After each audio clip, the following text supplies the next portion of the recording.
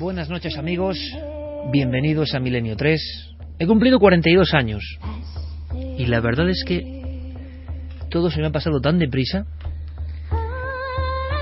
Creo que no ha habido un solo día en que no me haya asombrado, en que no haya sentido incluso hasta cierta lejanía, se podría decir, de algunas conductas del ser humano.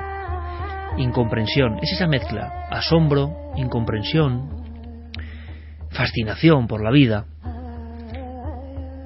Hemos aprendido, creo que no muchas cosas, y hemos dudado de cientos de miles de cosas.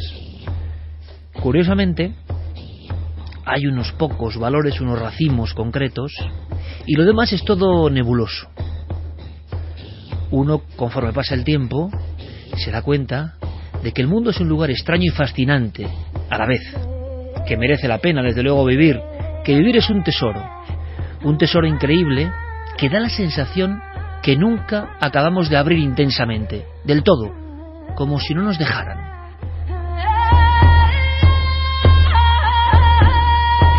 Yo, por cuestiones personales, he sido, desde niño, una persona envuelta en mil dudas, contradicciones, son las que me han forjado como persona. Esa es mi personalidad concreta. Y sobre todo en los últimos tiempos, después de investigar tanto sobre casi todo, después de conocer a tanta gente que cuenta sus historias, después de saber algunas cuestiones de la ciencia y del misterio, al final es como un gran velo que se va cayendo. Hay cosas que uno no entiende nunca. Hay cosas que le hacen ser hasta escéptico de uno mismo. Hay cosas que son atractivas, son maravillosas, merecen la pena, y al mismo tiempo hay cosas que no caben en cabeza humana y que se siguen produciendo. Es como si uno viviese en un teatro y poco a poco se fuese dando cuenta de que efectivamente hay un guiñol y unas marionetas de fondo. Hemos vivido una consternación grande, una consternación que ha invadido Europa y el mundo. Es uno de esos momentos en esta frontera de los 42 años y de la supuesta madurez y de contemplar desde la ventana de la vida todo lo que ha ido pasando, intentando quedarnos con lo mejor y aprender constantemente. Y seguir vagando en nuestro proceso heroico, porque así consideramos la vida, una prueba constante, con esfuerzo, con éxitos, con fracasos y sobre todo con aprendizaje. Y sin embargo uno se queda atónito. Amigos, yo a veces no entiendo nada. He dejado de entender muchas conductas, creencias y cuestiones que veo que a veces son populares. En esta vieja Europa demagógica, en esta vieja Europa abotargada, pasan cosas increíbles. Han pasado en los últimos días cosas increíbles. Luego están las palabras huecas, luego están las demostraciones simbólicas que no significan nada o muy poco, y pocas personas dicen lo que piensan. Estamos en una especie de mundo donde casi nadie quiere quedar significado, donde decir lo que de verdad uno piensa y le sale del corazón puede ser hasta multado no económicamente, sino por los demás. No se puede salir uno del redil, no puede decir lo que de verdad cree sobre la barbarie. Es mejor casi, ver lo que dicen los demás. El mundo global es lo que tiene.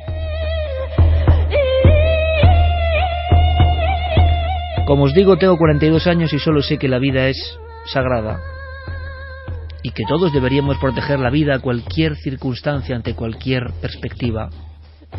Y uno, alzando casi la ceja con sospecha, se da cuenta de cómo esas mismas palabras vacías, esa burocracia, esa demagogia o ese fanatismo no consideran la vida como lo más alto de la cúspide. Hay otras cosas, y eso sí que da miedo.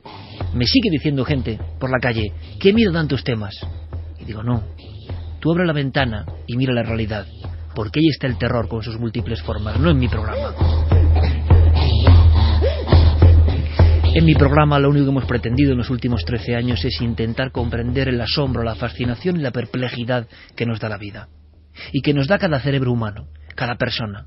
Un mundo increíble, incomprensible y, por supuesto, muchas veces lleno de luces y de sombras. Hemos sido durante todo este tiempo aprendices de la vida. No es mala profesión, aprendiz de la vida. Ahora toda Europa se llena de protestas, pero al mismo tiempo de demagogia tan barata que yo no la voy ni comentar. Nadie hace nada, o casi nadie hace nada, ante problemas gravísimos que nos acechan. Y quien dice algo, cuidado que lo señalan. No se baje usted de la políticamente correcta historia del buenismo, porque todos queremos ser muy buenos. Pero hay momentos en que no se puede ser bueno, cuando peligra tu propio mundo y lo que hemos logrado entre todos. Y luego los que miran para otro lado, y de eso podría hablar con conocimiento de causa. Porque resulta que yo nací hace 42 años en un lugar que es la capital del País Vasco, y donde sabemos algo de lo que es la violencia, la burocracia, la demagogia y aquello de mirar para otro lado. Y sabemos del miedo, la barbarie y el fanatismo, ¿cómo no vamos a saber? Resulta que todo esto que ha ocurrido y que no queremos saturaros más y que os está contando todo el mundo, y también con patinazos y conspiraciones donde creo que no las hay, y cuestiones que darían para pensar y analizar mucho hasta qué punto la red, lo global, y que cualquiera diga cualquier cosa y se ha creído, ¿eso a dónde nos va a llevar? A un laberinto del que es difícil salir. Ahora sí, amigos, si creéis que la vida es heroica, el héroe es el que sale del laberinto, por lo menos el que lo intenta, y sobre todo el que se da cuenta de que está enfrente de un laberinto. Eso es la vida. Y en la vida que yo viví de niño estaba el terrorismo como un elemento casi increíble, cotidiano. Yo fui niño en los años de plomo. Y entonces ocurren cosas y uno desde niño va aprendiendo y va viendo el comportamiento humano. Qué terrible sentirse diferente de los demás, sobre todo mejor que los demás, elegido por encima de los demás, con una fe X o con una política X. Y entonces ocurría que la vida humana, que es lo más sagrado, quedaba pues en otro orden de cosas, no en lo principal.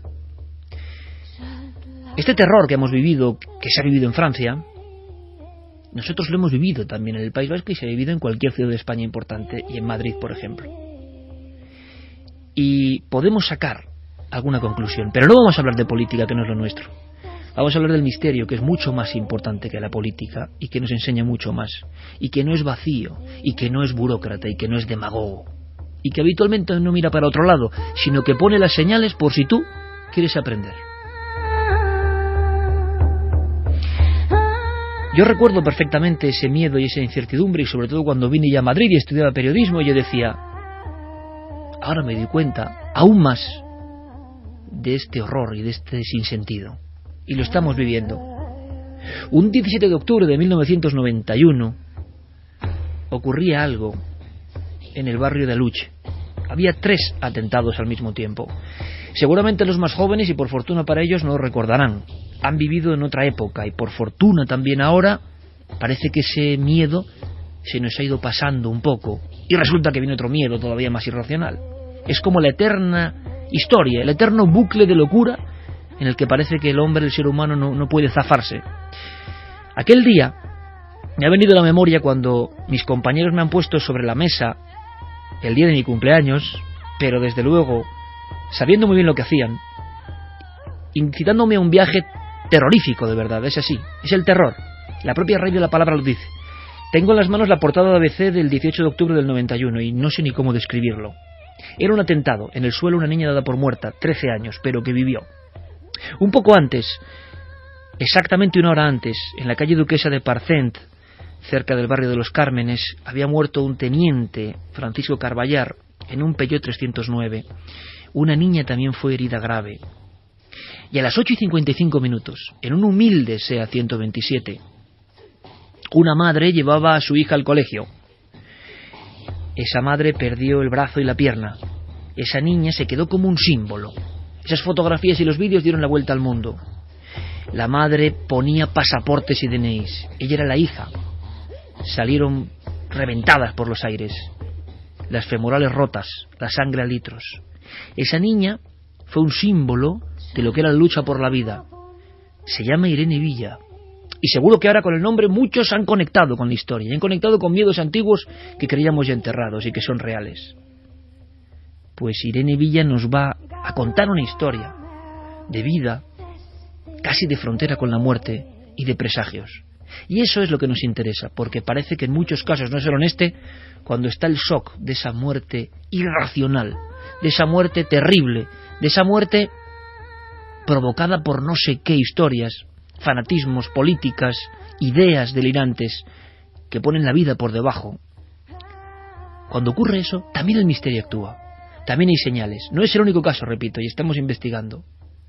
Ante el atentado, ante la barbarie, ante la masacre que hemos vivido muy cerca, podemos hablar con conocimiento de causa porque no nos es lejano, nada humano nos es ajeno, pero esto menos. Lo hemos vivido en las calles de Madrid, en las calles de Vitoria, en las calles de San Sebastián.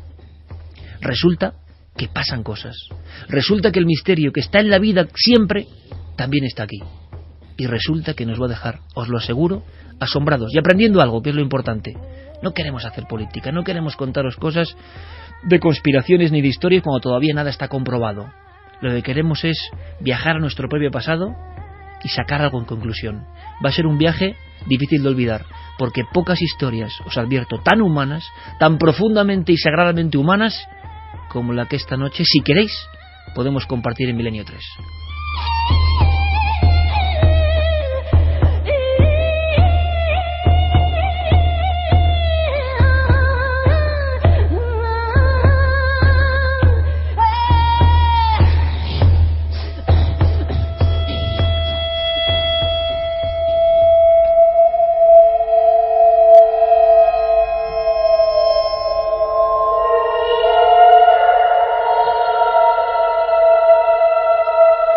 Con Fermín Agustí, Geray Martínez, Diego Marañón y Guillermo León, ya en navedelmisterio.com y en ikerjiménez.com, preparando todo, con toda la actualidad, seguro en las redes sociales ya en Nave del Misterio, con todos los documentos, y con este equipo. Y a mí me encanta, después de haber estado con mi familia y con mi hija, estar con la gente que yo quiero, que es mi equipo aquí presente, porque es simbólico, es un día importante para uno que sigue haciendo lo que siempre ha hecho desde que tiene uso de razón, procurar, a pesar de la vida, no perder al niño que lleva dentro y observar con ojos de niño toda la realidad para trasladaros alguna cuestión.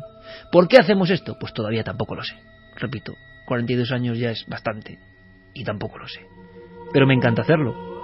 Carmen, buenas noches. Buenas madrugadas, Iker, muchas felicidades. Muchas gracias, aunque ya oficialmente estamos en el otro umbral, ¿no? Bueno, me sí, levanta el día 10. Brazo Geray también. El día 10 ya se ha pasado oficialmente tu cumple, pero hay mucha gente que te está felicitando. Muchísimas gracias. A través de las redes sociales. Incluso Carlos Largo, miembro de nuestro equipo de Cuarto Milenio, ha hecho un hashtag para que esta noche sea tu cumpleaños trending topic. Muchas así gracias. Que bueno, lo apoyamos desde aquí a nuestro compañero. No hace falta, la muestra de cariño es clara y permanente, que es lo importante, pero fijaos, me habéis provocado entre todos un viaje de verdad a los recuerdos, a las historias, al aprendizaje, a observar todo. Y a ti y a mí nos pasaba algo ayer, ¿verdad? Viendo un reportaje precisamente de los años de plomo, de decir, parece toda una ficción, y hemos vivido en mitad de esa ficción. Y en esa ficción no solo ha habido sangre y muerte, ha habido otras cosas que nos van a sorprender muchísimo. Yo creo que esta noche va a ser importante, así que abrimos líneas ya, porque creo que además también las opiniones, ¿no? Repito, del misterio, no me gustaría convertir esto porque de política ya hablan otros y de cuestiones hablan otros, pero de misterio.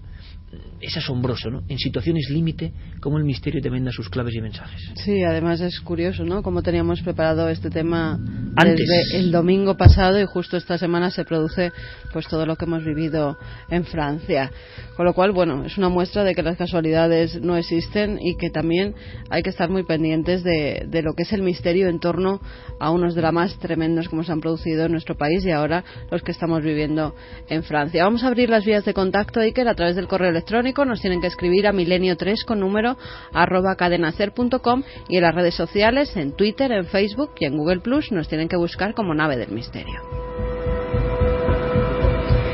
Por supuesto, nuestro recuerdo para toda esa gente que ha perdido la vida en esta locura, ¿no?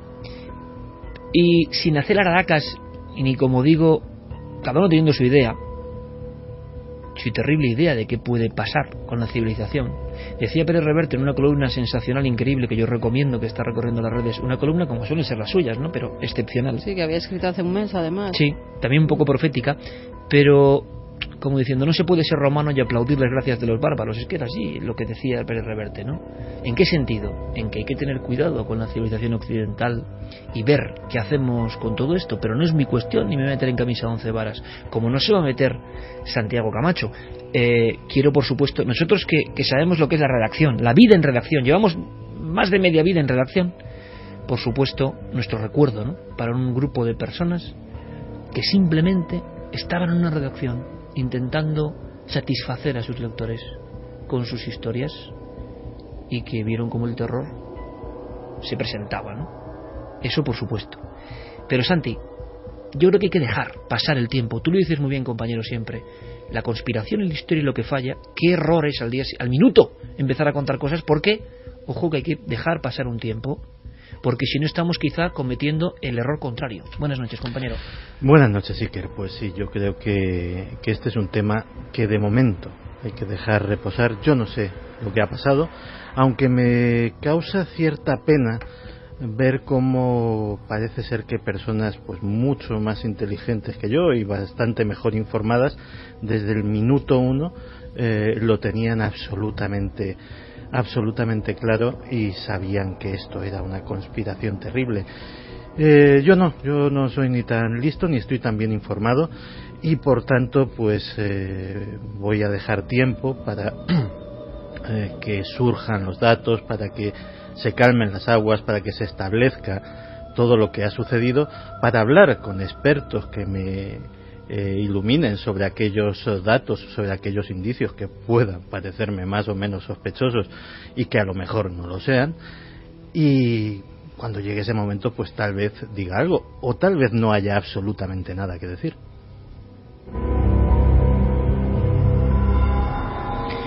Javier, compañero, buenas noches. Muy buenas noches. Además, tú has investigado paralelamente y sabes que lo que vamos a contar ahora como un caso concreto no es excepcional. Y te has quedado sobrecogido. Seguimos investigando y queremos mantenerlo en cierta confidencialidad, pero simplemente para vuestra información, porque sois parte de este equipo de investigación, todos los oyentes, de todos los países del mundo, que hemos metido un poco el dedo en la llaga de muchos casos tan dramáticos en España y nos hemos dado cuenta de que, cuidado, que pasan cosas, sueños premonitorios, visiones, elementos que muchas veces no se cuentan porque no tienen nada que ver con el acontecimiento, pero con el tiempo transcurrido, algunos testigos, y hay que agradecerlo mucho, lo cuentan. Tenemos que darles las gracias, además, como dices, vamos a mantenerlo un poco en confidencia, pero es cierto, yo he visto además decenas de entrevistas a algunas de estas personas y son cosas que no cuentan abiertamente, que pasan por encima porque creen que se les va a tomar por locos y sin embargo pues han tenido a bien atendernos, revelarnos estas historias, dejarnos sobrecogidos y sobre todo compartir historias que nos demuestran que al final por encima de la muerte, del dolor, existe algo más, existe algo que en ocasiones nos envía señales, en ocasiones también nos hace más liviano o más sencillo ese dolor. Y algunas personas, doctores, científicos, dirán que son meras alucinaciones, pero claro, y lo contaremos, ¿qué ocurre cuando esas alucinaciones acaban revelándote información?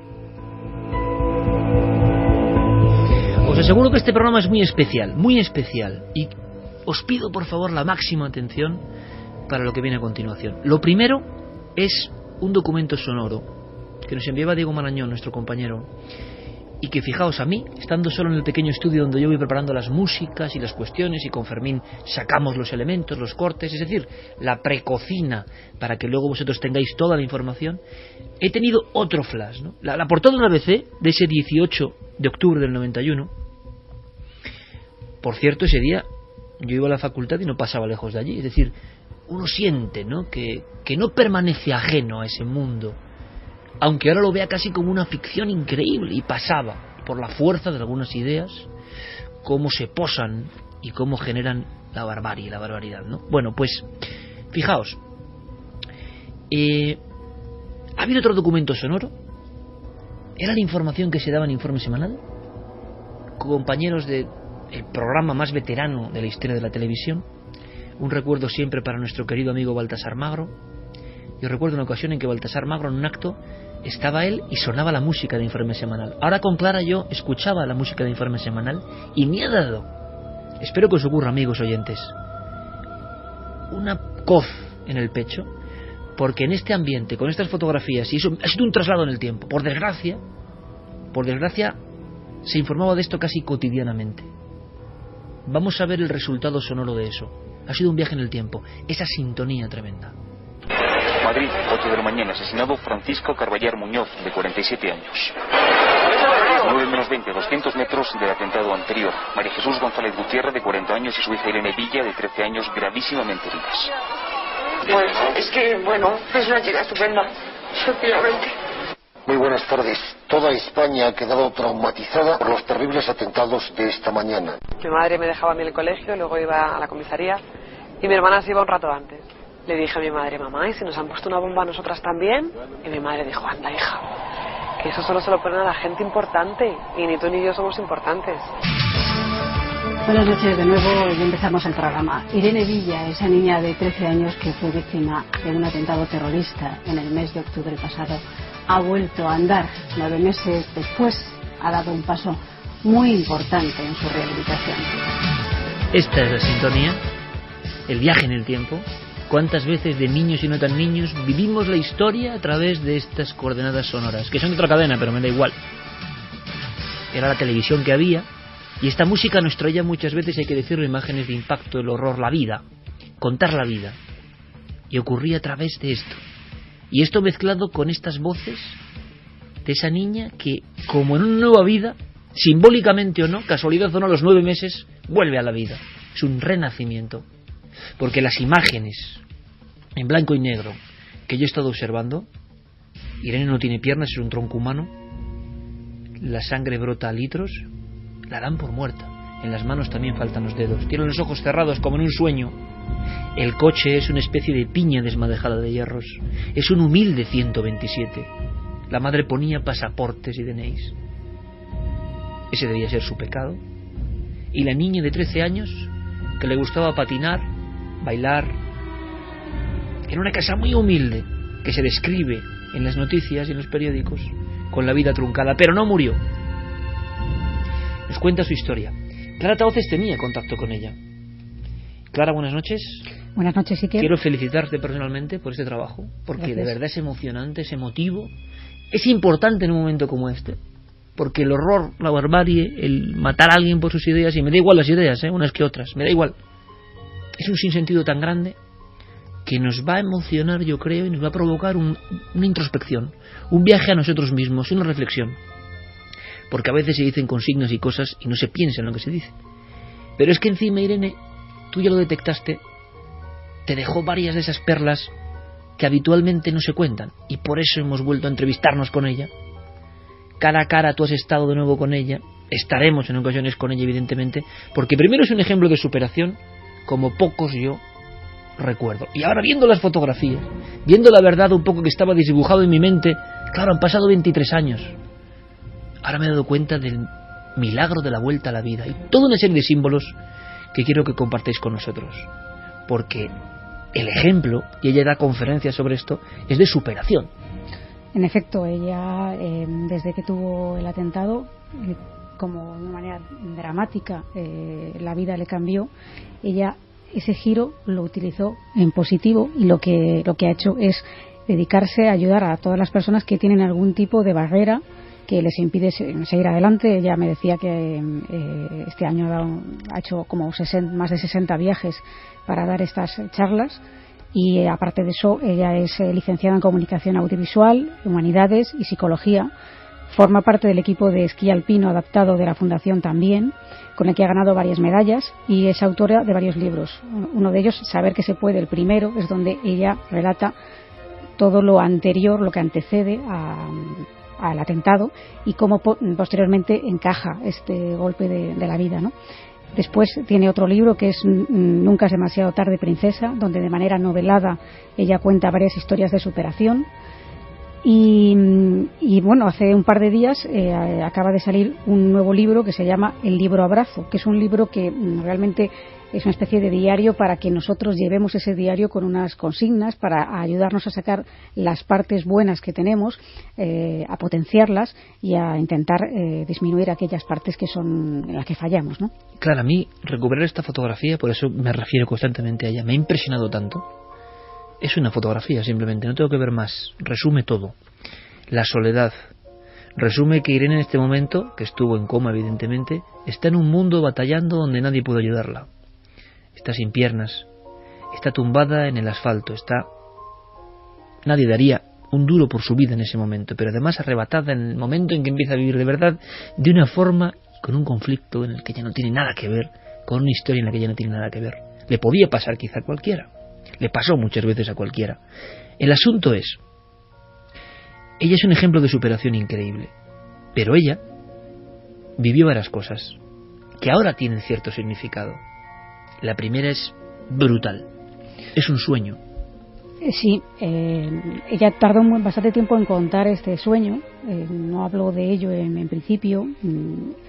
Ella me decía, la primera vez que la entrevisté, yo le pregunté ¿por qué no has hablado de esto? Me decía que bueno, como esas cosas malas, ¿no?, que uno piensa que si no se habla de ellas pues dejan de existir o no se cumplen, ella prefirió omitirlo, no hizo caso. Pero la verdad es que en torno a un mes antes y unos días antes del atentado, ella tuvo una serie de sueños, unos sueños bastante concretos, bastante complejos y bastante aterradores. Claro, ella no pensaba que esos sueños pudieran tener una continuidad en la vida real, pero ella misma nos lo va a contar. Aluciné cuando pasó todo, porque es verdad que con 12 años no me gustaban las películas de miedo. Era una niña pues súper alegre, feliz, con las cosas que me pasaban eran todas buenas. Lo único así irregular, pues mis padres se divorciaron cuando yo tenía 5 años, pero que no tenía una vida, no sé, dramática, al revés. Era toda alegría, y de pronto, unos pocos meses o días antes del atentado, soñaba que unos hombres de negro no tenían cara, no tenían, eran siluetas, nos perseguían precisamente a mi madre y a mí, y recuerdo perfectamente una mesa y una sierra eléctrica, como que nos querían hacer trozos. Y la verdad que esto era completamente impensable, que no sabías de dónde venía, y bueno, yo no le hice ni caso, la verdad, esa pesadilla. Pero no fue una noche, fueron varias. Y cuando de pronto nos ocurre y además aparecemos sin partes del cuerpo, dije, madre mía, qué premonición, ¿no? La verdad que me dio hasta miedo.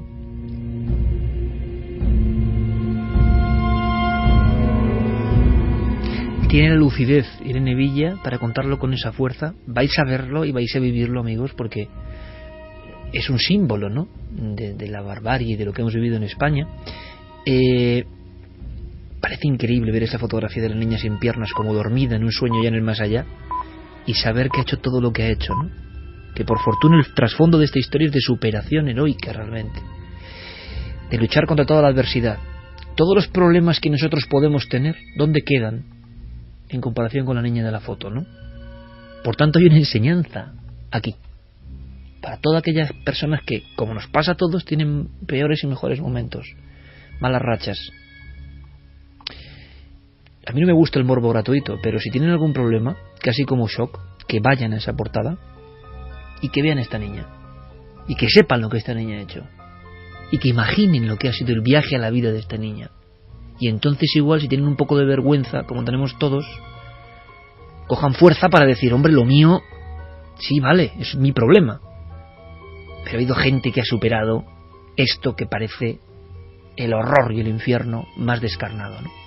Ella, ese sueño que se repite varios días, que nunca había tenido antes, una especie de siluetas como encapuchadas, como sin cara, y la sensación de que le quitan partes del cuerpo, y que nunca había tenido antes ni era aficionada a películas de terror ni demás. Era una niña y no sospechaban que les podía pasar eso. Esa es la cuestión que también te narra, ¿no? Sí. Clara, que ellas en su mundo, en un mundo además que económicamente podemos trazar clarísimamente, fijaos, ¿no? Potencias económicas, ¿no? Una barriada tan humilde como cualquiera otra en Aluche, un 127, el padre taxista, la madre pone pasaportes, ¿no? ¿Cómo van a pensar que ellas eran víctimas? Por tanto, el sueño no le hizo caso, que es lo que te decía. Claro, es que a priori no eran objetivos del terrorismo. no puede decirse que hay otros casos en los que, bueno, pues son, desgraciadamente, los militares, por ejemplo, eran mucho más objetivos. Que pueden vivir con esa presión que se puede trasladar a los sueños, ¿no? Que es la explicación. De tener que mirar debajo del coche a ver si te han puesto una bomba, y eso va pasando factura, eso se queda, por supuesto, en el inconsciente, se vive con ello y desde luego que pueden aflorar pesadillas, eso está claro, ¿no? Pero no era este el caso, y por eso ella no pensó en ningún momento que pudieran cumplirse, ni lo asoció para nada con una amenaza de tipo terrorista. Yo no lo relacioné jamás con que me podía pasar nada, porque ya te digo, yo tampoco sabía quién eran los terroristas, no sabía lo que hacían, no miraba debajo del coche, a lo mejor, como los hijos de militares, ¿no? O de guardias civiles. Nosotras vivíamos ajenas a ese mundo, pero sin embargo esos sueños pues me trajeron una realidad que luego se cumplió, la verdad que terrorífica.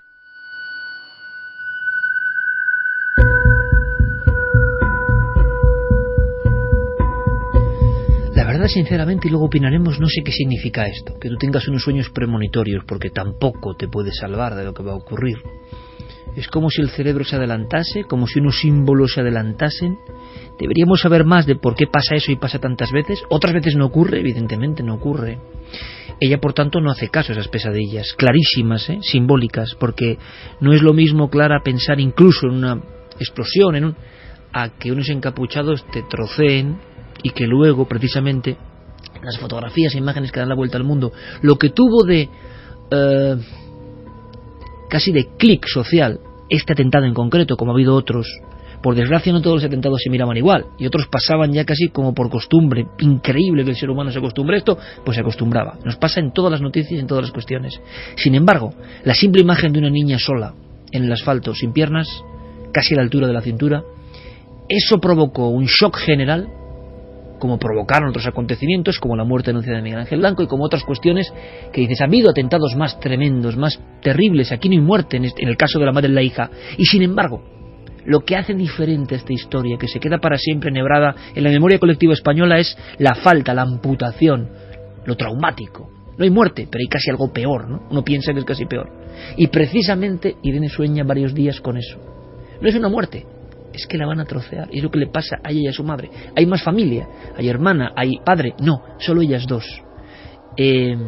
Lo increíble, y no sabemos también por qué, pero simplemente lo dejamos ahí para que vosotros opinéis, es que otros miembros de la familia les pasan cosas. Y esto ya es alucinante. Es como si en el núcleo familiar empezaran a ocurrir cosas antes de un atentado que nadie podía esperar, ¿no, Clara? Sí, como un cúmulo de circunstancias que, vistas por separado, quizá no tendrían tanta importancia, pero que al sumarlas y verlas en conjunto y tener noticia de lo que pasó después, cobran bastante sentido.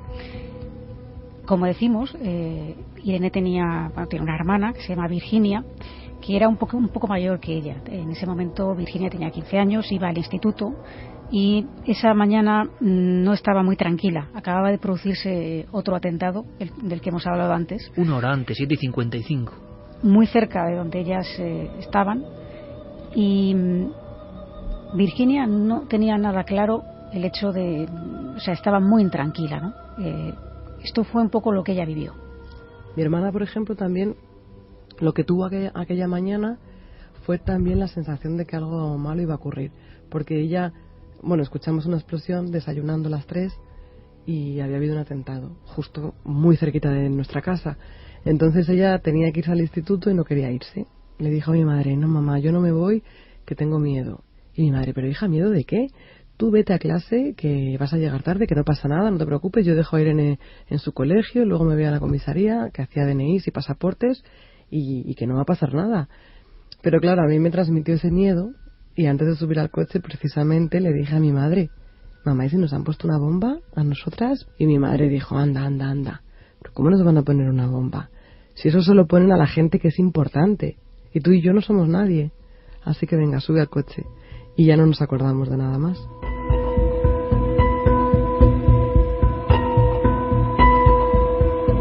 Dos y 6 minutos, esto es Milenio 3 en la cadena SER, intentando como siempre contaros de otra perspectiva diferente de la realidad, para saber algo más, para entrar en una historia humana, una historia evidentemente de dolor, pero ojo, de superación, porque esta persona, que parecía ya más en el otro lado que en este, segada su vida, resulta que salió adelante. Y también queremos saber por qué, cómo, qué empleó, cómo fue su mentalidad.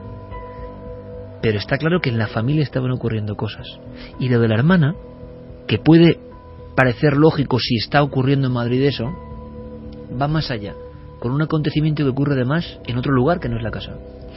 Sí, claro, porque hemos dejado a Virginia ahí con esa intranquilidad, pero que finalmente pues tiene que acatar un poco la orden de su madre, ¿no?, de ir al instituto y continuar con la vida, porque esto era lo que pasaba en aquella época.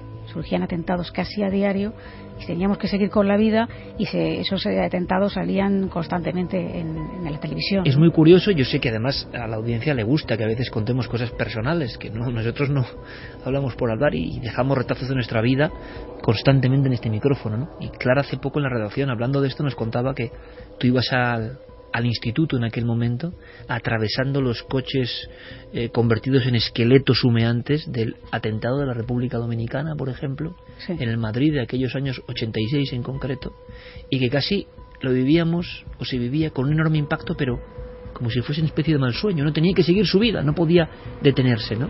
Es lo que ocurre en este caso también. Exacto. Ella finalmente marcha al instituto y sigue estando muy intranquila. Ella no quería dejarnos, sabía que algo malo iba a pasar y no quería incluso ni que saliésemos de casa, ninguna de las tres. O sea que, pero bueno, se tuvo que ir al instituto, y es cierto que allí no estaba muy lejos tampoco el instituto, y ella no estaba tranquila, en ningún momento estuvo tranquila. Y a las 9 menos 5, que fue cuando explotó la bomba, ella ya estaba en clase, porque ella entraba antes, y se sobresaltó. Y en cuanto entró la jefa de estudios a su clase, sin decir siquiera Virginia Villa, ni decir su nombre, ella se puso a llorar. Dijo: algo le ha pasado a mi hermana y a mi madre. La verdad es que mi hermana sí que siempre ha visto cosas antes de los demás, porque a mí en un montón de cosas me ha tenido que echar un cable, porque ve más allá, ¿no? Tiene una intuición, la intuición femenina, eso que dicen, y luego aparte que es un poco bruja, como le digo yo, ¿no?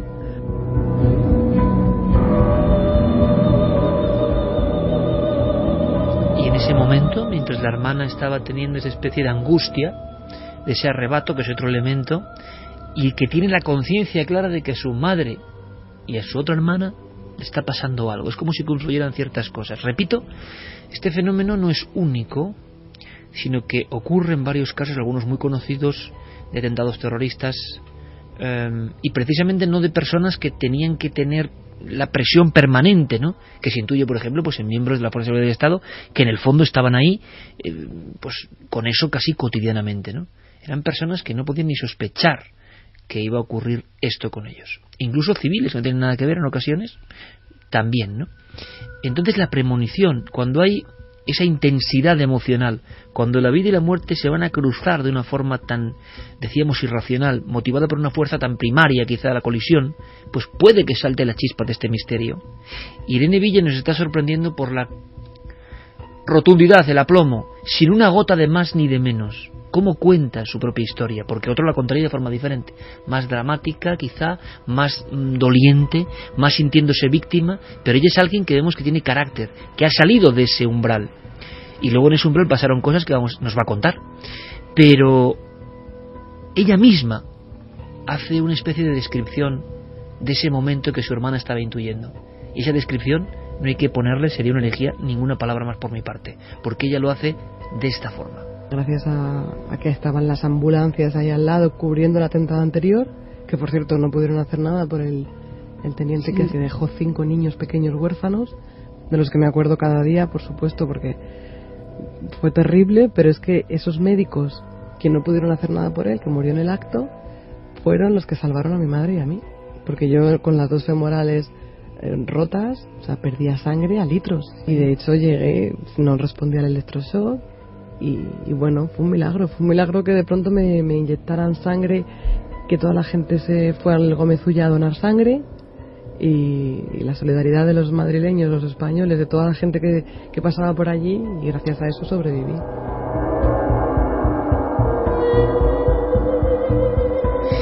Carmen, la increíble historia de la vida y la muerte. Estábamos repasando datos a Irene en esos momentos. A las 8:57 de la mañana de ese día de octubre del 91 la dan por muerta, y por eso acuden esos médicos heroicos a la madre. Creen que puede haber un hálito de vida en la niña, ¿no? Lo descartan.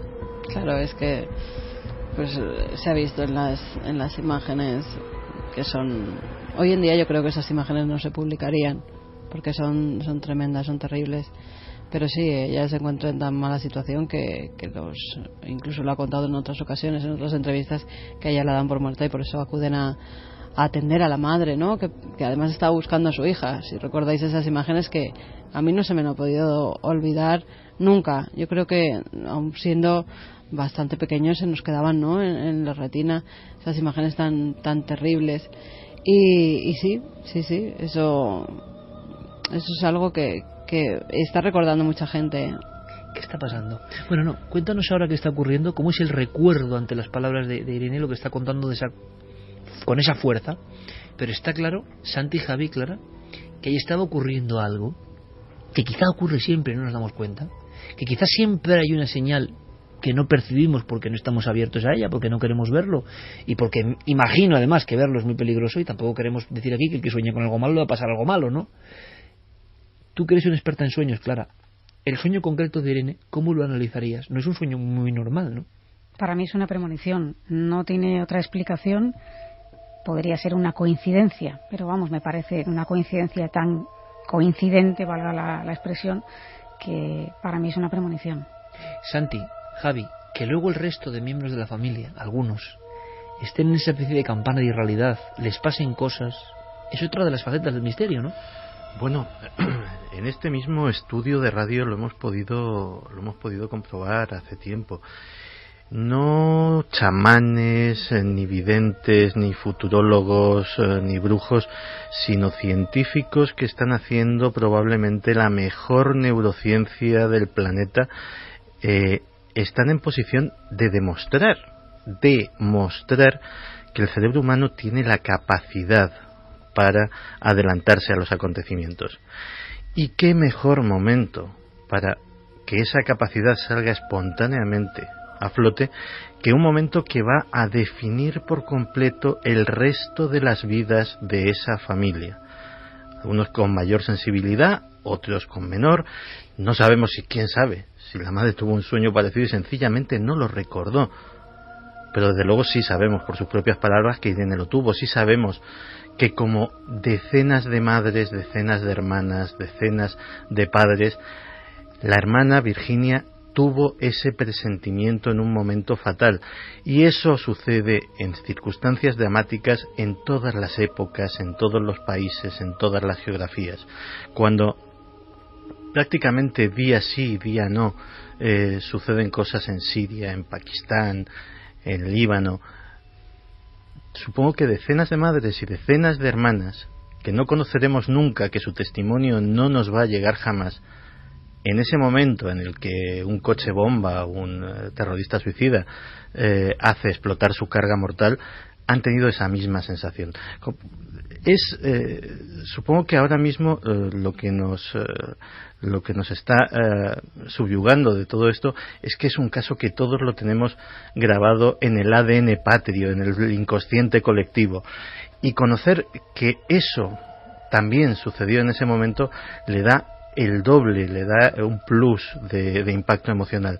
Pero estamos hablando de una realidad cotidiana, de que posiblemente ahora mismo muchos de nuestros oyentes estén recordando el momento en que murió su abuelo, el momento en que murió un familiar querido, el momento en el que estaban lejos y en su casa estaba sucediendo algo grave y ellos de alguna forma lo sabían.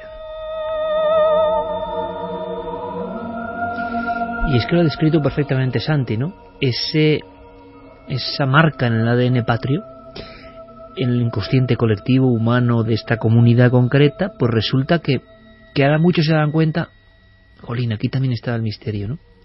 Y lo sabemos porque Clara hace un buen trabajo y dice, aquí puede haber un caso, una historia. Si Irene quiere contarla, esa es otra cuestión, ¿no? Porque lo lógico sería callarlo en muchos casos.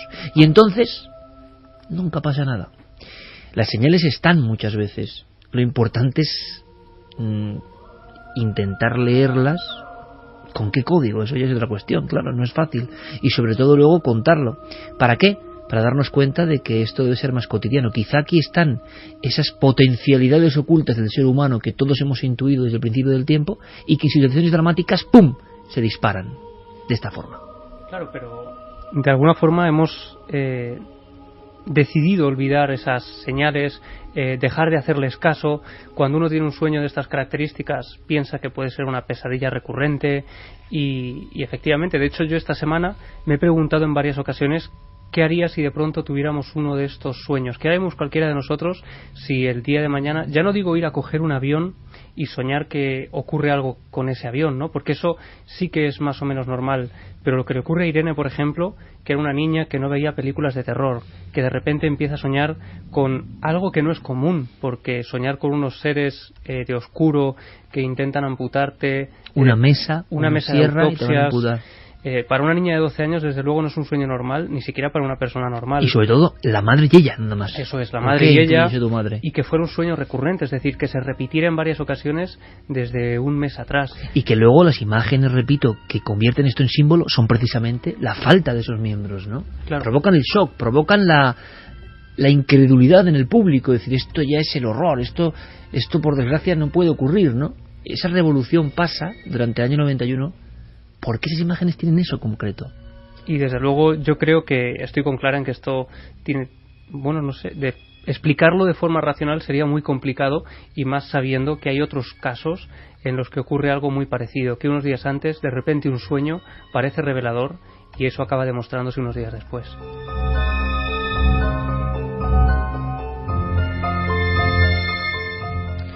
Vamos con algunos mensajes. En algunos nos recordaban que siempre en grandes tragedias, o como el Corona de Aragón, o como el accidente de los rodeos, ha habido premoniciones, ha habido sueños anteriores a que se produjeran esas tragedias, y en cierta forma el ser humano puede prever esos hechos que te ocurran, o es algo misterioso que por el momento no se puede explicar, ¿no? Por el momento no tenemos... Es algo que de momento se esconde, incluso por parte de todos, ¿no? Que no se controla, pero resulta que si hilamos las tragedias nos encontramos muchas veces, y hemos contado muchas, con esa excepcionalidad. ¿Hasta qué punto esa excepcionalidad resulta ser una regla? Ese es el gran desafío, ¿no? Poli Cofrade nos dice: demasiado bien está Irene psicológicamente para lo que ha pasado. Mariposa delirante: qué triste es acabar con la vida y la libertad de alguien en nombre de una supuesta libertad o de un dios. Diego Vítores: todo extremo nos aleja de la palabra humanidad. Qué extraños resortes saltan algunos de nosotros para avisarnos. Lali Mac dice: mi admiración a Irene Villa una vez más. Muchos no somos capaces de superar ni una mínima parte de lo que ha hecho ella. Claudia Domingo: es tremendo el caso de Irene Villa y todas las atrocidades terroristas. Gracias por traernos este terrible caso, Clara. María Teresa Corral dice que ella tuvo un sueño también. Un mes antes de la muerte de mi hijo soñaba repetidamente que la tierra se abría y salían gritos y mucho llanto y dolor. Se repetía noche tras noche. No sé si tiene relación. Podrían decirme: mi hijo murió de pronto a las 3 de la madrugada. Madre mía. Nos cuentan también, por ejemplo, Joe Ángel López: no es lo mismo, pero mi hermana mayor también en su día con 12 años soñó con que a mi abuela la venía a buscar una bruja y la parte derecha del cuerpo la tenía flácida. A los pocos meses a mi abuela le dio una trombosis, dejándola paralizada la parte derecha del cuerpo y falleciendo a las pocas semanas. Qué simbólico esto, por ejemplo, ¿no? Como si hubiera arquetipos en un mundo paralelo que no entendemos y que a veces, porque no siempre, evidentemente, se presentan, ¿no? Te avisan, ¿no?, de que algo malo va a ocurrir, además muy parecido con lo que luego posteriormente ocurre. Loreto Gasván: solo a los que nos pasa sabemos lo que es que te dé un vuelco el corazón y quedarte con un mal cuerpo sabiendo que algo malo va a pasar. Fexter: bueno, es que siendo pequeño no puedes a veces seguir las corazonadas, aunque los niños las tienen más a menudo. José dice que aún recuerda esa mañana como si hubiese sido esta mañana y que la ha transportado a esa mañana mientras nos preparábamos para ir al cole. Urixon: yo recuerdo perfectamente las imágenes viendo las noticias, difíciles de olvidar. Laura Fernández: solo quisiera que si tengo hijos tuvieran que tirar de hemeroteca para saber lo que es un atentado terrorista. Hubo más cosas, más elementos que luego la propia Irene ha ido investigando, ¿no? ¿Qué se removió aquí en lo convencional y se convirtió en excepcional? Pasa siempre, porque aquí Es la gran pregunta, ¿no? Y no nos damos cuenta. No lo sabemos, sería mucho aventurar, pero este caso, como decía Santiago, es tan simbólico que conocer que el misterio lo envolvió. Hay hasta elementos que pueden ser, comparado con el sueño, más anecdóticos, pero muy curiosos. Yo no sé si la quiromancia, por ejemplo, acierta o no. Tengo bastantes dudas. Es cierto que antiguas creencias así lo atestiguaban, pero claro, también, como decía de la película Orígenes, en el ojo hay un mapa, bueno, ni lo sabemos ni nos enseñan. En la mano hay un mapa. Se ha frivolizado tanto que esto queda como una guía para epatar a las amiguitas y a los amiguitos y es una tontería, o no, o realmente hay una historia que, como estas señales y presagios, nos han eliminado y por eso no sabemos la profunda verdad. Bueno, pues de quirología también podríamos hablar en esta historia, ¿no? De quirología callejera. Sí, porque poco antes de producirse el atentado, Irene estaba un día en el retiro con su padre. Y bueno, pues se le acercó una de esas gitanas que hay por el retiro que te quieren leer la mano, ¿no? Y a ella le dijo que iba a cruzar el charco. Claro, en ese momento su padre sonrió y de manera irónica dijo, como no sea nado, claro. Dejando muy claro la situación económica que tenía, ¿no? Exacto. Como hemos ya explicado un poco, las condiciones económicas de la familia no era para que un viaje de esas características se diera. Y bueno, pues cuando ella se recuperó de las heridas, y ya pues, digamos que tenía un cierto bienestar para poder viajar, le invitaron a Disney World y también estuvo en Washington cuando fue nominada para el galardón Victoria. Así que en este caso acertó. Pero curiosamente a la madre de Irene también le leyeron la mano. A las dos protagonistas. No la misma persona, otra persona, y otro día diferente, poco antes del atentado, y esto fue lo que ocurrió. Sí, le leyeron la mano y lo que pasa que no quiso seguir leyendo, porque esta persona al principio vio que muy bien, porque dejaba de trabajar, que era lo que ella quería, porque era verdad. Bueno, pues como muchas, no, ella hacía muchas horas extras, pues para poder sacarnos adelante a mi hermana y a mí. Estaba todo el día en la comisaría. Entonces decía, vas a dejar de trabajar. Y mi madre, ay, qué bien, qué alegría, pero de verdad. Pero eso es que me va a tocar la lotería, porque vamos, si no, ¿cómo voy a dejar yo de trabajar? Y entonces decía, no es por algo bueno, así que no quiero seguir leyendo. Es algo muy malo, le dijo. Así que déjame, que no quiero seguir viendo. ¿Pero por qué? Pero por favor, míramelo, léemelo. Y no quiso. Así que se quedó con la intriga mi madre, pero es cierto que dejó de trabajar, claro, le dieron la invalidez.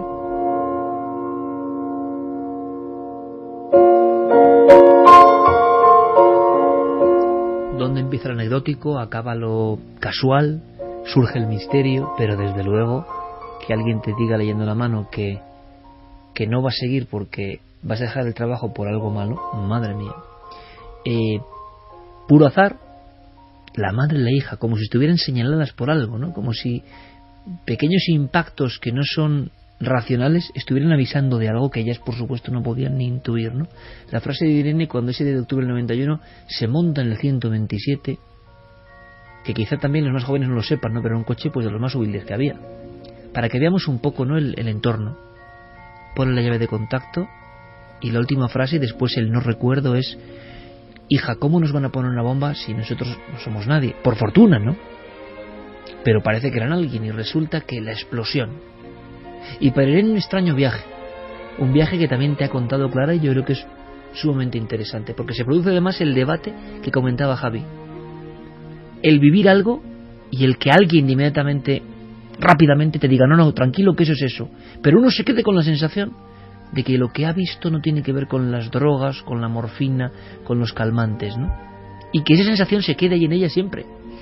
Sí, porque Irene pasó 3 días en coma y durante estos 3 días entre la vida y la muerte, tengamos en cuenta que había perdido mucha sangre, que se temía seriamente por su vida.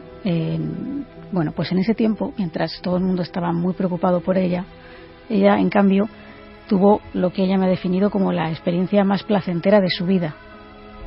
Tuve un estado de paz impresionante como no he tenido nunca jamás en mi vida. Lo que pasa que un neurólogo luego me quitó la esperanza de que eso era el camino hacia la muerte. Me dice, eso era el efecto también de la morfina que te habían puesto, porque lógicamente si venía completamente desangrada y por los 4 miembros soltando sangre, porque las manos también las tenía dañadas, me faltaban dedos, las 2 piernas. Entonces, claro, para todo ese dolor, los injertos y todo lo que me tuvieron que hacer de reconstrucción entera del cuerpo, me abrieron también la tripa de arriba abajo para ver si tenía algún órgano interno, se había explotado, reventado. Entonces me hicieron de todo y para ello pues me pusieron mucha droga, mucha morfina y bueno, lo que utilizarían en aquel año, en el 91, que no creo que sea igual que ahora, la anestesia. El caso es que, no sé si fue producto de la anestesia o del paso a la muerte, que yo no le tengo ningún miedo porque creo que es algo placentero y maravilloso el morirse, pero yo estaba en la gloria. 2:27, vaya frases más personales, ¿no? De una persona que ha estado en el umbral, porque ella llega a ver cosas. No es solo una cuestión de estar en un estado placentero, sino que llega a percibir una serie de elementos que le hacen estar muy bien y que no quería volver, que es lo que te contaba también, ¿no? Sí, ella estaba tan a gusto que no quería volver y pese a que escuchaba la voz de su padre, ella no quería regresar. Mi padre sentía que me llamaba y yo no quería ir. Como que él estaba en el lado de la vida de despiértate, tal, y yo que no, que yo me quedo aquí. Y la verdad que bueno, al final fue como un despertar, pero que yo estaba mejor en el otro mundo. Por eso no tengo miedo a la muerte, nada, jamás. A lo que sí tengo miedo, lógicamente, pues es un familiar, un ser querido, un hijo, por ejemplo, que eso sí que es horrible, ¿no? Que le pueda pasar algo. Pero yo al momento en que me muera, o cuando alguien se muere, no siento pena por esa persona. Creo que esa persona descansa. El problema es los que nos quedamos aquí, tenemos que afrontar una pérdida humana, eso sí que es duro. Vi, no sé, un lugar, sí, puede ser muy luminoso, muy placentero, muy a gusto. La verdad que han pasado ya muchos años, pero lo recuerdo como algo glorioso.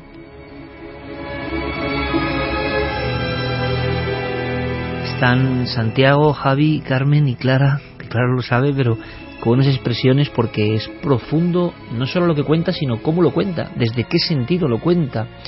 Y quizá estas palabras sirvan a muchas personas ahora mismo, porque no las dice cualquiera. Las dice alguien que ha estado en ese umbral y de una forma muy dramática, inimaginable, en la más absoluta desesperanza, sola y perdida y sin sus miembros. Y de pronto ella dice que en ese coma está viendo un lugar, Clara, un lugar.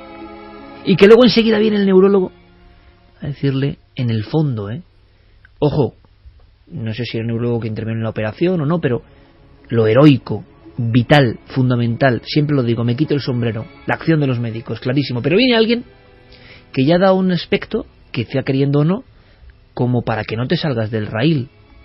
Entonces tú siempre vas a contar, no, me pusieron X elementos y por eso vi ese lugar.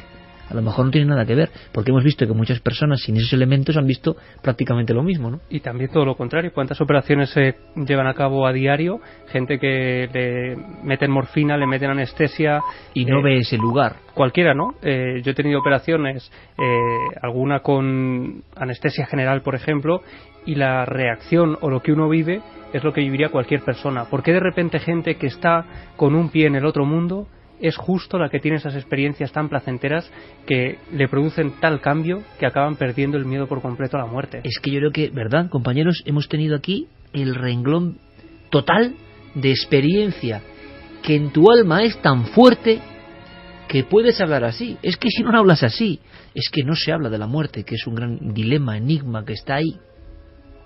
Que si no nos angustia, ¿por qué no pensamos? Pero nos ha enseñado Occidente a no pensar en ello, pero ahí está. Y alguien habla con esta autoridad y con este cara a cara diciendo, yo sé que el que muere descansa y quizás es porque ha estado en ese lugar. Es una declaración tremenda que a mí me ha impresionado tanto como la del compañero que vino con el tema de Belmez y nos dijo que ni por sus hijos quería regresar, que es que eso ya lo dice todo, ¿no? Pues sí, de hecho nosotros en el papel este extraño que nos ha tocado de ser casi los hechiceros de la tribu, buena parte de nuestro trabajo lo hacemos en esa línea, en la línea que separa la vida de la muerte, y hemos tenido que conocer, que entrevistar no solamente a personas como el doctor Gaona, que estudian este fenómeno, sino también a los que han estado y a los que han puesto un pie en el otro lado de la frontera. ¿Y qué tendrá eso? ¿Qué tendrá? Y algún día lo sabremos, queramos o no. ¿Qué tendrá que nadie vuelve igual? Nadie vuelve siendo... La experiencia es iniciática y transformadora. No son las mismas personas, y sobre todo hay algo común. O sea, eso sí que... la frase es: no tengo más miedo a la muerte. Esa frase la dicen el 100% de los casos de las personas que hemos conocido y entrevistado a lo largo de los años. Pues no sé, pero desde luego a mí yo me quedo, y es con lo que me quiero quedar personalmente, con que es como poco una experiencia muy alentadora. Una vez más tenemos ese elemento, ¿no? Alguien que habla cara a cara a la muerte, que a la muerte siempre se la está evitando, siempre se la está negando, siempre se la está metiendo en un cuarto oscuro. No vengas a quitarme lo que tengo. Y sin embargo hay personas, como dice Santiago, que el chip ha variado completamente. Y nosotros sabemos que están hablando desde un umbral que nosotros no entendemos. Nos pasó, ¿verdad?, con aquel compañero de Belme. Dices, es incomprensible lo que estás diciendo. Es increíble. Sí, sobre todo además cuando sabes que tienes, y él era consciente de que sus hijos en ese momento no tenían su niña pequeña, pero ni sus hijos le importaban, ¿no? Lo que más puede importar a un padre son sus hijos, y él no quería volver. Era tal el estado en el que se encontraba que ni siquiera por eso quería regresar, quería quedarse en ese otro lado, fuese lo que fuese. Desde lo racional era incomprensible. Yo creo que a veces sí que tiene que ver parte de la medicina, o sea, que hay ocasiones en las que no todo es ese otro lado. Cuando verdaderamente sí se está cerca, que con ese otro pie, con un pie al otro lado, es cuando se dan esas situaciones más parecidas. La droga te da otras visiones, y hay mucha gente que ha sido anestesiada, que ha estado muy mal, que le han inyectado morfina, y esas visiones no son las mismas que te cuentan los diferentes testigos, las personas que han vivido una ECM. Son diferentes. Ella habla de un lugar, a mí me parece enigmático, ¿no? Un lugar, no es un estado, y un lugar muy luminoso. Una luz, habla de una especie de luz. No vio túnel, no llegó a ver túnel, pero era así como una especie de luz. Ella menciona la palabra lugar, yo creo que refiriéndose a como la burbuja de paz, ¿no?, y de armonía en la que se encontraba. Ella, desde luego, es un ejemplo en este caso de resurrección, en el sentido de volver a la vida 9 meses después. También aquí hay una enseñanza, como decía Santiago, es alentador lo que estamos oyendo. En mitad de la barbarie no nos quedamos con la barbarie, con la sangre, con la desesperanza, con el dolor, ¿no?, sino que de repente está esta otra capa. Están las señales que pueden ser inquietantes, ¿no?, porque ahora vistas a posteriori dices, jolín, algo estaba avisando y nada se puede hacer, ¿no? La diatriba esta del destino, qué tremendo es. Bueno, pues resulta que ella sale adelante. Y siempre hemos creído en este programa en el concepto ese de lucha heroica. Estamos aquí para aprender de un proceso y no sabemos tampoco las reglas profundas que lo motivan. Pero hay personas cuyo ejemplo tiene que servirnos de algo. Yo no sé si estáis de acuerdo, pero tiene que servirnos de algo. Y a mí esa foto me lo pone claro, ¿no? Has estado allí, en el otro lado, en lo más sórdido que uno puede imaginar, en la mayor desprotección, sola, absolutamente imposible de que nadie te ayude, excepto algo que anda por ahí, no lo sabemos, y de pronto vuelves a la vida, y encima vuelves con una lección. Esto ya no es solo la experiencia, sino que esa lección está integrada en tu vida, y no es contarla porque eres un escritor o un periodista como nosotros, no, sino porque has estado en ese umbral y te has visto con eso. Y ella nos lo contaba con esta crudeza. En ese momento tú te preguntas 1000 cosas, ¿y por qué me ha pasado esto? ¿Y yo qué tengo que ver con un problema o político o terrorista o lo que sea? Y claro, ¿qué hago yo en el medio de todo esto? Pero luego cuando pasa el tiempo y decides afrontarlo y sales fortalecido de ello, dices, pues mira, tenía que pasar pues para descubrir otra Irene, una Irene mucho más fuerte, y sin embargo pues esto me hizo fuerte. Entonces yo pienso que las cosas hay que sacar lo mejor que te puedan ofrecerte, y en este caso pues me dio una fortaleza que a lo mejor no habría tenido si no tengo que asumir esta realidad. Incluso Irene Villa, que nos ha contado la página B, ¿no?, la cara oculta, el misterio que no se conocía, y que no es un misterio cualquiera, ¿eh? Repito las palabras de Santiago, es un icono de nuestro tiempo reciente, es un símbolo. y por tanto nos enorgullece que también hable de esas cosas que tanto nos gustan porque creemos que son importantes para el ser humano y que estaban también ahí fluyendo. Pero ¿sabéis lo que cuando yo escucho estas palabras en concreto? Digo, ¿cómo puede ser el ser humano tan diferente? Decían que era una palabra de Dalí, ¿no? Hay más diferencia entre un ser humano y otro ser humano que entre dos animales de diferente especie. ¿Cómo puede haber gente que sea así? ¿Qué tiene? ¿Dónde está eso? ¿Dónde se adquiere esa fuerza interior para salir adelante en lo peor? Pues yo creo que es algo que elegimos. Fíjate que también premonitoriamente hace muy poco, justo antes de los atentados de París, leí una frase que me impactó. Y esa frase decía: un asesino no es un tío que lleva una pistola. Un asesino es el tío que aprieta el gatillo. Todos podemos elegir. Todos podemos elegir hacia dónde encaminamos nuestra vida. Incluso en las circunstancias más terribles, podemos abrazarnos a la parte positiva, a nuestra fuerza interior, a salir adelante, o podemos abandonarnos a la desesperación. Podemos reaccionar con ira y convertirnos en un asesino por Dios sabe qué causa, o podemos intentar construir un mundo un poco mejor. Y yo creo que Irene es precisamente un símbolo de esa capacidad de elección que tenemos todos y que algunos no queremos admitir y preferimos, no, es que mis circunstancias son muy malas, porque elegir, amigo mío, amiga mía, implica una responsabilidad. Tú tienes responsabilidad sobre tu vida. Y tú eres el arquitecto de lo que quieres ser y de lo que vas a ser, de lo que va a ser tu mundo alrededor, el de tu familia, el de tus amigos, y todo eso implica responsabilidades y elecciones. Irene eligió la vida, eligió la ilusión, eligió el perdón, eligió, en definitiva, un camino de luz. Podía haber elegido otro, pero eligió ese. Y nos deja un mensaje. Sí, porque precisamente suscribo todo lo que ha dicho Santiago, porque yo pienso exactamente así. Además me gustaría darle las gracias desde aquí a Irene por su generosidad, por venir a hablar de este tema que además es muy crudo y muy difícil por muchos años que pasen, y por la forma en que lo ha contado, cómo lo ha comunicado. Y precisamente por eso, y porque para mí es una persona admirable, que yo la admiro desde siempre, desde que ocurrió todo esto, y yo también recuerdo esa mañana. Le pedí que, sabiendo que muchos milenarios que nos escuchan a veces están bajos de ánimo por enfermedades o por situaciones personales que ellos piensan que les superan y caen en depresión o se encuentran en situaciones penosas, si ella podía dejarles un mensaje que les animara y que les ayudara a seguir adelante.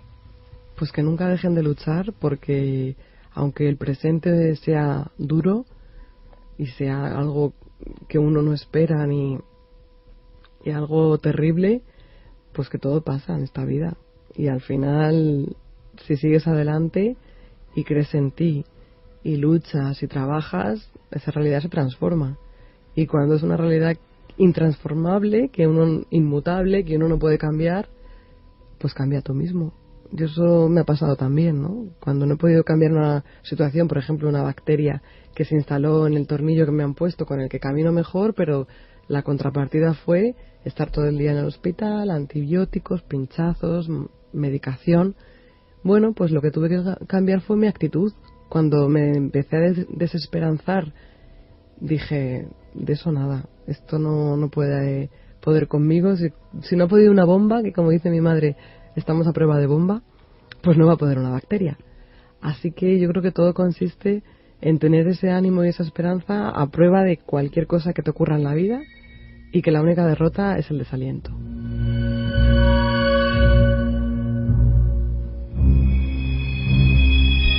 Son palabras para reflexionar, que nos demuestran que somos un misterio, como yo decía al principio, un misterio inabarcable, que nunca uno entiende.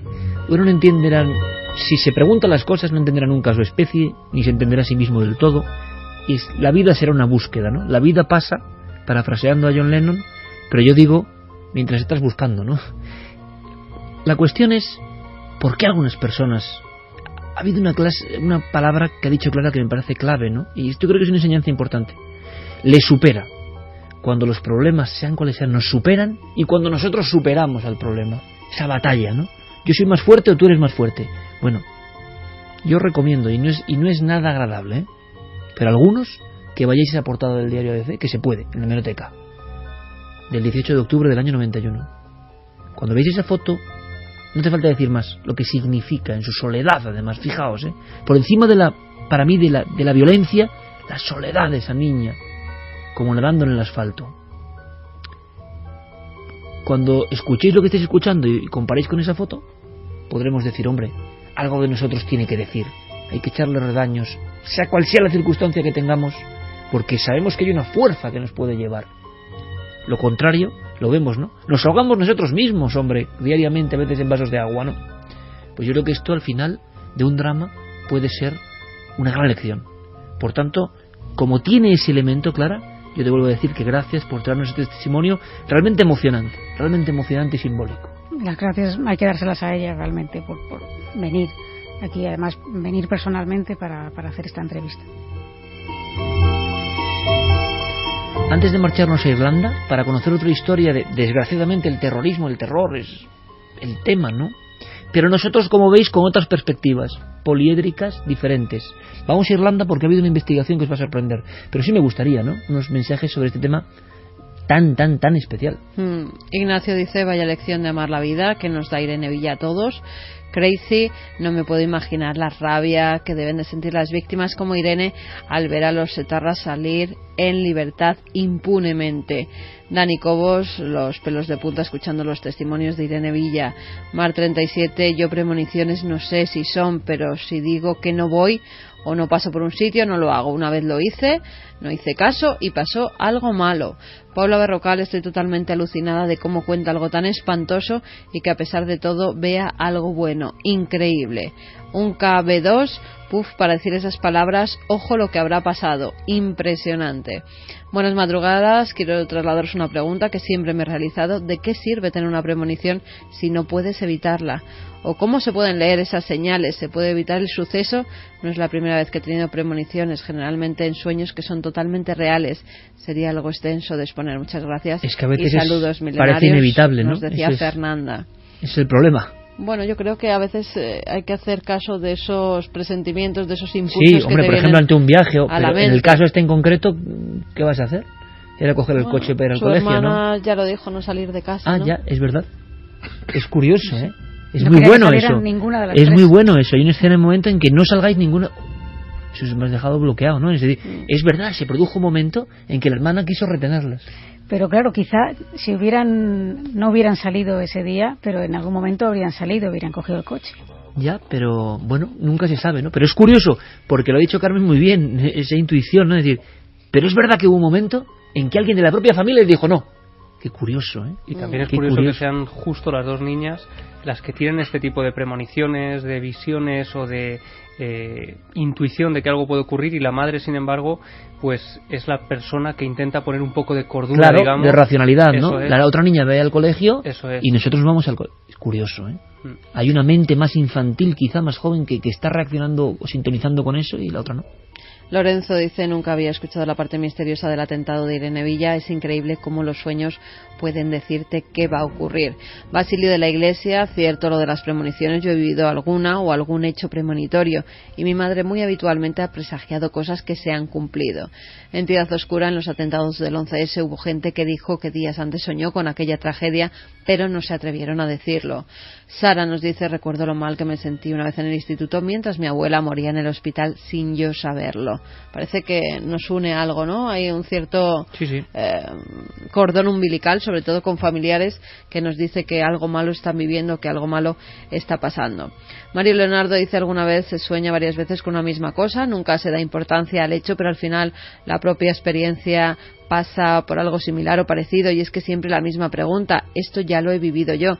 Quizá todo esto sea una conexión espontánea con nuestro futuro, quizá ya escrito desde que nacemos. Vamos a hacer una conexión, pero con otro tema. La vieja Europa sabe mucho de terrorismo y de terrores, de diferente ámbito, de diferente simbología, situación y raíces. Irlanda es un país que ha sido azotado, ¿no? y que ha tenido sus luchas internas con muchos muertos, mucha sangre, mucho dolor, ¿no? Sobre todo eso, mucho dolor por ideas. Bien, bueno, ha habido grandes guerras mundiales, ha habido barbaries. Nuestra historia es una barbarie. Somos la primera generación que no tiene una guerra mundial desde hace 70 años, ¿no? Ahora se va a cumplir 70 años del fin en el año 45 de la Segunda Guerra Mundial. Europa, me refiero, pero los conflictos terroristas han existido.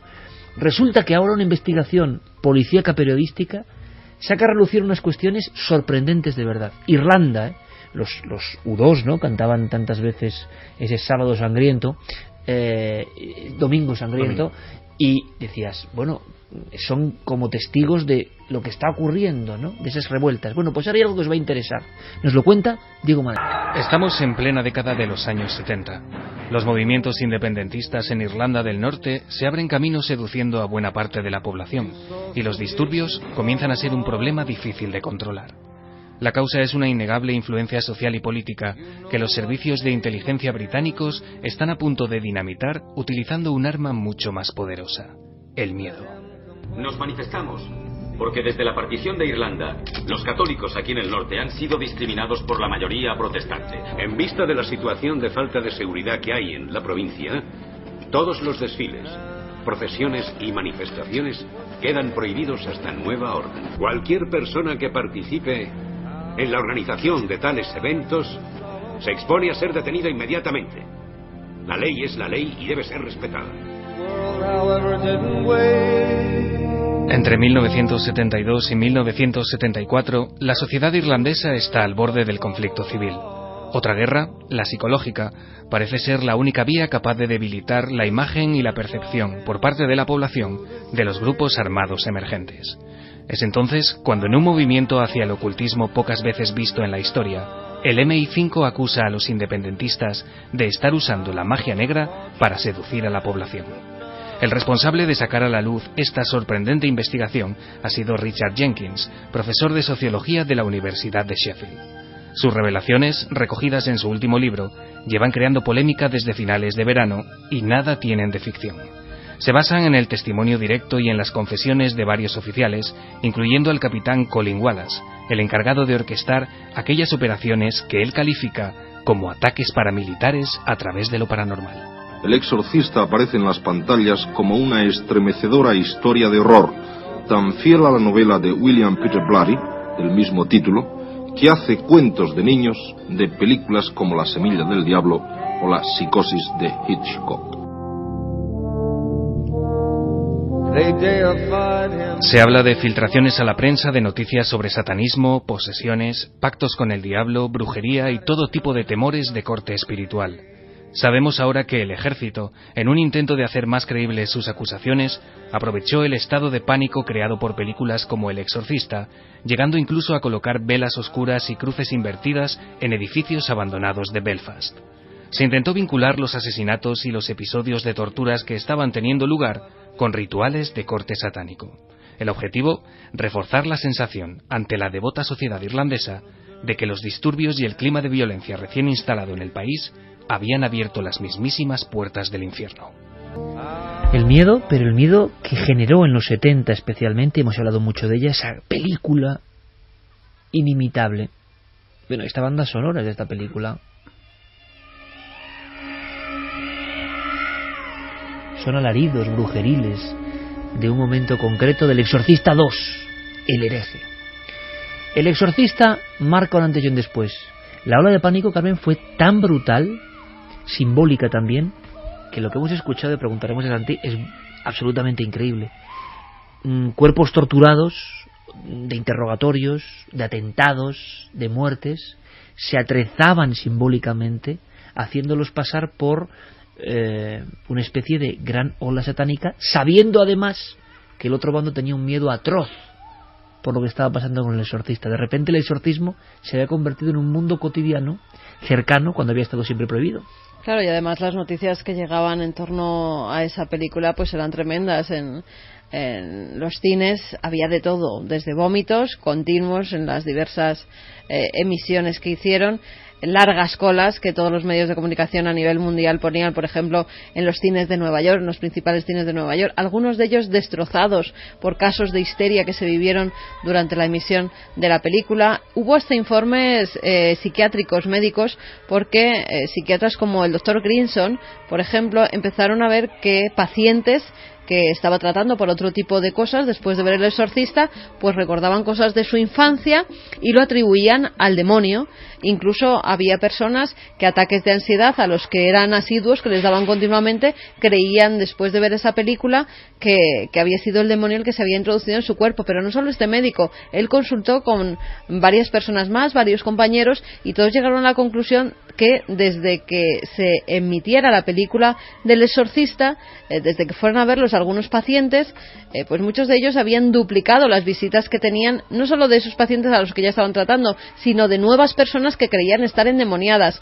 Hubo como una ola de personas presuntamente posesas, que hasta incluso pues en muchos medios de comunicación tuvieron que salir exorcistas, sacerdotes, diciendo que cuáles eran verdaderamente los casos de posesión, los que trataba la Iglesia verdaderamente, y los síntomas que tenían los posesos y en qué se diferenciaban, junto con médicos que lo explicaban, de un ataque, por ejemplo, de histeria o de otro tipo de enfermedad mental. Lo cierto es que se vivieron escenas de pánico hasta tal punto, Iker, que se dijo que hubo abortos después de ver la película del Exorcista, que se habían dado numerosos infartos en todo el mundo tras la emisión de este film, y también y eso se puede verificar por las fotografías que se hicieron, había ambulancias a las puertas de los cines, porque hubo mucha gente que sufrió ante esas escenas tan potentes de una niña endemoniada.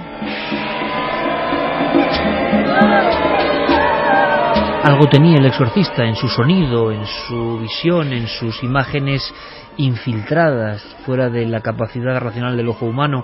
Algo tenía esa creación que motivó todo esto. Lo que es alucinante, Santi, es que ahora, es decir, 40 años después, sepamos que los servicios de inteligencia y la guerra sucia, que la hubo, estamos hablando de un fenómeno que ha pasado también en España, hubo guerra sucia, ¿no?, para intentar frenar el terrorismo, con el desastre, masacres, cuando la espiral del terror ya no se para, y en Irlanda de repente alguien piensa que el satanismo es un arma de doble filo. Pero en realidad llevaba siendo un arma muchísimo tiempo. Esto es radio, así que vamos a escuchar un audio, pero antes vamos a ponernos en situación. Es noche cerrada en la selva de Vietnam. Somos un guerrillero del Vietcong que provenimos de un entorno pobre, rural, no hemos salido de nuestro arrozal en nuestra vida, jamás hemos visto una película, jamás hemos oído un disco, simplemente pues hemos llevado una vida sencilla y campesina de un entorno de selva. Llevamos meses combatiendo y llevan semanas cayendo del cielo panfletos que dicen algo que sabemos que es verdad porque son nuestras creencias, que los compañeros que han caído rondan como almas en pena porque no han sido enterrados correctamente. Son los famosos espíritus hambrientos. Están en una perpetuo peregrinar de dolor y de un hambre insaciable. Son almas en pena. Y es noche cerrada y estamos de guardia. Y de repente escuchamos esto.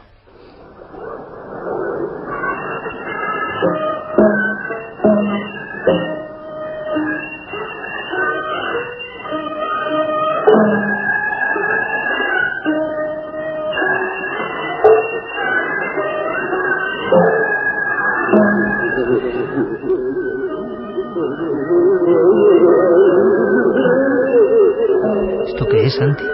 Es la comitiva de los almas en pena, es la Santa Compañía Vietnamita. Esto fue creado por el Departamento de Operaciones Psicológicas del Ejército estadounidense, acompañado de esos panfletos de los que estábamos hablando. Sí, la cinta dura 3 minutos largos y viene a ser como una especie de psicofonía del terror, pero hecha A ver, déjame.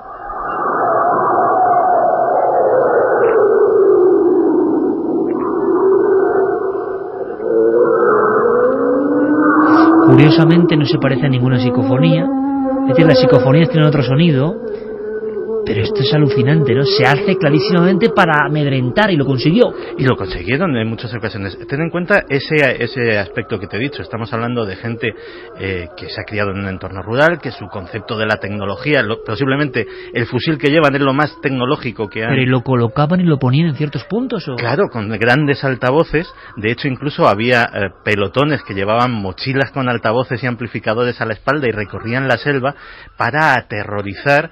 En algunos casos salían huyendo, en otros casos la moral del enemigo descendía muchísimo. Es una de las decenas de operaciones psicológicas empleando los fantasmas, lo paranormal. A ver.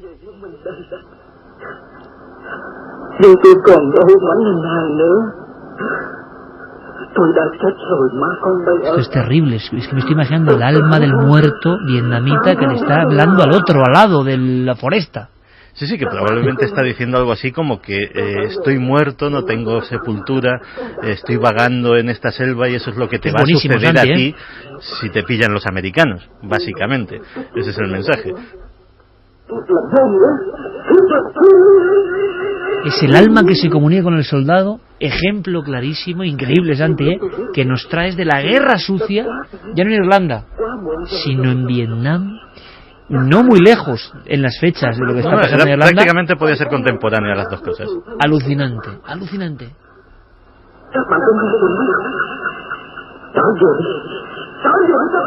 Bueno, esta especie de interpelaciones las imaginamos en un soldado con una emisora que está generando en esa selva oscura un miedo, un terror. Quítalo ya, Yeray, no sea que estemos difundiendo algo un poco extraño.